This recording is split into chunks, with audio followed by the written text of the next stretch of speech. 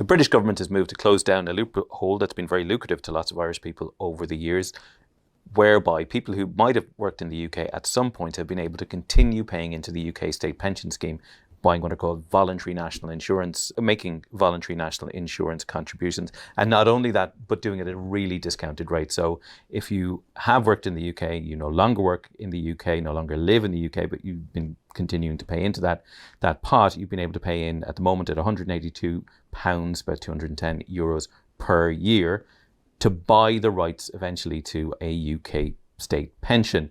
The UK government obviously is cash strapped at the moment. People will have seen the news. The UK Chancellor Rachel Reeves has been scrambling around really to raise taxes on all sorts of things in the British budget, and this is now in the spotlight. So from April 6 next year, the cost of those contributions, if you want to continue buying those contributions, shoots up to more than £900 if you are living in Ireland, if you're living outside the UK and you want to keep paying in, because you're going to have to pay the same rates that British residents do, which in fairness sounds very fair and very sensible, even if it closes off what has been a great deal for lots of Irish people. This doesn't affect the one-off deal whereby you could buy up to 18 years of contributions, which had run over the last couple of years. That deal is done, essentially.